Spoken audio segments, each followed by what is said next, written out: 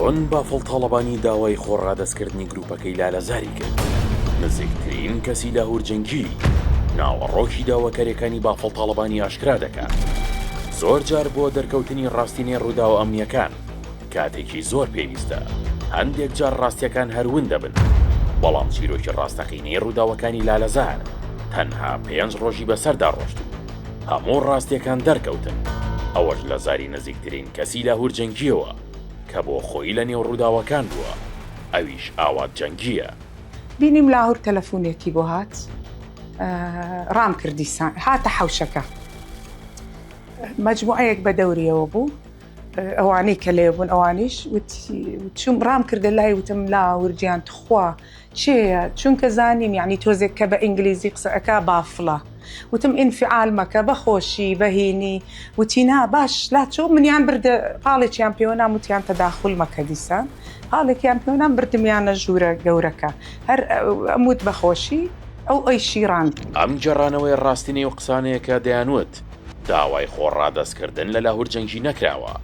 زۆر ڕەخنە لە سەرۆکی یەکێتی ژیرە، بەڵامی ترەم قسانە کۆتایی بە هەموو ئەو بانگەشانە دێت کە یەکێتی و هێز ئەمنیەکانی سلێمانی پێی تاوانبار دەکرا. دیسان جارێکی تر بوو بە نزیکی سەعات 3 و شتێک یعنی دیسان بافڵ تەلەفۆنی کردەوە ئەیوت بە لاهوری ئەوت ئەبێت تۆ خۆت تەسلیم. بە جۆرێ ئەم قسانە تەنها لە چەند کاتژمێرێکدا دووجار بافڵ تاڵەبانی سەرۆکی یەکێتی داوای خۆڕادەستکردنی کردووە، بەڵام ڕەت کراوەتەوە.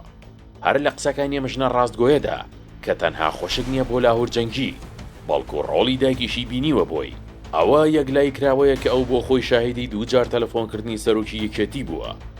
داوای خۆڕادەستکردنەکان هەر تەنها بە تەلەفۆن نەبووە، بەڵکو لە ڕێی بانگەواز و بەڕێی تایبەتی دیکەش داواکرا، تەنها لە پێناو ئەوەی پێکدادانی چەکداری دروست نەبێت. بەڵام بەهۆی ئەوەی پلانەکە گەورەتر بووە لە داوایەکی ئاسایی و یاسایی، ئەوانی داواکرابوون ئامادەی خۆڕادەستکردن نەبوون، چونکە خۆیان دەیانزانی چیان کردووە. ترسی گروپی لالەزار لە سەر سکاڵایشی یاسایی نەبوو، بەڵکو ترس بوو لە شکستی کودەتاکەیان کە بە تیرۆرکردنی بافڵ تاڵەبانی دەستی پێدەکرد، وەک خۆیان دانیان پێداناوە. بۆ خوێندنەوەی بەیان نامە بە ناوی یەکێتیەوە سەرکەوتنەکەیان ڕادەگەێن. هەر لە کۆبوونەوەکە باسیەوەش کرا دوای درۆنەکە و کوشتنی بافڵ تاڵەبانی پۆڵات شێخزەنجی بە هێزێکی زۆرەوە بێتە ناو دەباشانەوە. ئەژی ئەمین هێزی ناردبوو بۆ ئەم چالاکیەکە بچن دەباشان بگرن و دوای ئەوە لاوە شێخزەنجی بچێتە دەباشان و بەیان نامەیەکی وەک یەکێتی بڵاوکەنەوە و ئەمانە. پیلانی کودەتاکە سەری نەگەێت، ئەگەرچی بە ڕژانی خوێنی 5 گەنجی ئەم کوردستانە کۆتایی هات، بەڵام حاشاکردن لە کودەتاکە سوودی نییە. جگەلەوەی بەشداربووانی بە فەرمیدانیان پێدانا، دوجار ئاوات جەنگی زۆر ڕازگۆیانەدانی بەوەدانا کە چەند جارێک لە بەرزترین ئاستەوە داوای خۆڕادەستکردن لە براکانی کراوە، بەڵام ڕەتیان کردەوە.